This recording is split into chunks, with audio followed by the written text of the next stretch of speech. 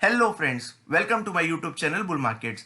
आज हम एक ऐसे फंड के बारे में बात करने वाले हैं जो इंडिया की टॉप 50 कंपनीज यानी कि निफ्टी 50 इंडेक्स फंड में इन्वेस्ट करता है और इसके साथ में आप अपना टैक्स भी बचा सकते हैं। ये इंडिया का पहला टैक्स सेवर इंडेक्स फंड है जिससे आप टैक्स सेविंग के साथ साथ लॉन्ग टर्म के लिए अच्छा वेल्थ भी क्रिएट कर सकते हैं। अगर आप इस चैनल पे नए हो तो चैनल को जरूर सब्सक्राइब कीजिए और वीडियो को एंड तक देखिए। आज हम जिस फंड के बारे में बात करने वाले हैं वो है IIFL ELSS Nifty 50 tax saver index fund. इस फंड में इन्वेस्ट करने के दो फायदे हैं। अगर आप इंडेक्स फंड के लवर हो तो इंडेक्स फंड में इन्वेस्ट करके आप टैक्स की बचत कर सकते हो under section 80C of the income tax act, यानी कि टैक्स सेविंग के साथ साथ आपका वेल्थ भी क्रिएट हो जाएगा। सबसे पहले हम इस फंड के बारे में कुछ बेसिक इंफॉर्मेशन जान लेते हैं। ये निफ्टी 50 को ट्रैक करता है क्योंकि एक पैसिव फंड है, तो निफ्टी 50 इंडेक्स के अंदर आपका पैसा लगाया जाएगा, यानी कि इंडिया की टॉप 50 कंपनीज में आपके पैसे इन्वेस्ट किए जाएंगे। ये एक ELSS फंड भी है, तो यहाँ पे लॉक इन पीरियड होगा 3 इयर्स का। आप जब कभी भी पैसे लगाते हो इसमें तो आपका पैसा 3 इयर्स तक लॉक रहेगा और उसके बाद भी आप विड्रॉ कर सकते हैं। इनकम टैक्स के अंदर आपको 1,50,000 तक का डिडक्शन मिलेगा under section 80C of the income tax act. NFO 1 दिसंबर को ओपन होगा और 21 दिसंबर को क्लोज हो जाएगा। इसके बाद में भी आप इन्वेस्ट कर सकते हैं, SIP के द्वारा भी इन्वेस्ट कर सकते हैं। इसमें आप मिनिमम SIP 500 रुपीज है। अगर आप लॉन्ग टर्म के अंदर वेल्थ क्रिएट करना चाहते हो प्लस टैक्स सेविंग भी करना चाहते हो तो ये फंड काफी अच्छा है। और अगर आप लॉन्ग टर्म के लिए जब भी इसमें पैसा लगाएंगे तो 5 साल का नजरिया रख के पैसे लगाए, क्योंकि जब कभी भी आप इक्विटी में पैसे लगाते हो तो वहां पे वोलेटिलिटी काफी होती है। अगर 5 साल के ऊपर अगर आपका टाइम होराइजन है तो ही इसी फंड में आप पैसे लगा सकते हो। अगर हम निफ्टी 50 का SIP रिटर्न देखें, अगर आपने 1 साल पहले 1,000 रुपए हर महीने इन्वेस्ट किए होते, यानी कि 1,000 रुपीज की SIP स्टार्ट की होती तो 12,000 अपने इन्वेस्ट किए होते और आपके पास में आज होते 13,000 rupees at the rate of 17.85%।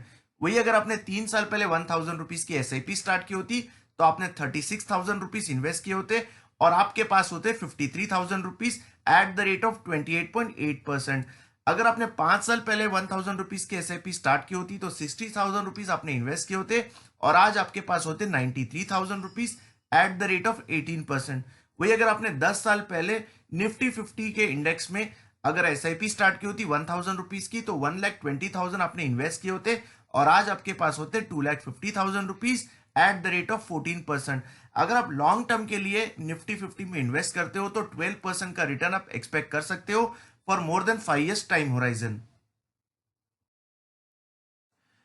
अगर हम टैक्स सेविंग पर्सपेक्टिव से देखें और अगर आपने निफ्टी 50 में 1,000 रुपीज की SIP स्टार्ट की होती, आपने 1,80,000 इन्वेस्ट किए होते और आपके पास होते 5 लाख रुपीज, रिटर्न होता 12.85%, जो कि काफी अच्छा रेट ऑफ रिटर्न माना जा सकता है।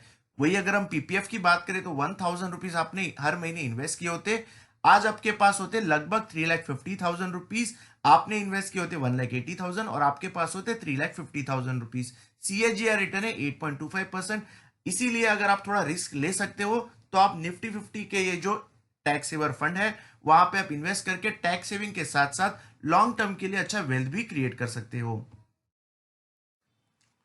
अगर हम पोर्टफोलियो की बात करें तो ये फंड निफ्टी 50 को रेप्लिकेट करता है। निफ्टी 50 में कंपनीज का जो हिसाब से वेटेज होता है उसी हिसाब से पैसे लगाए जाते हैं। रिलायंस का वेटेज निफ्टी 50 में 11% है, HDFC बैंक का 8.5% है, ICICI बैंक का 8% है।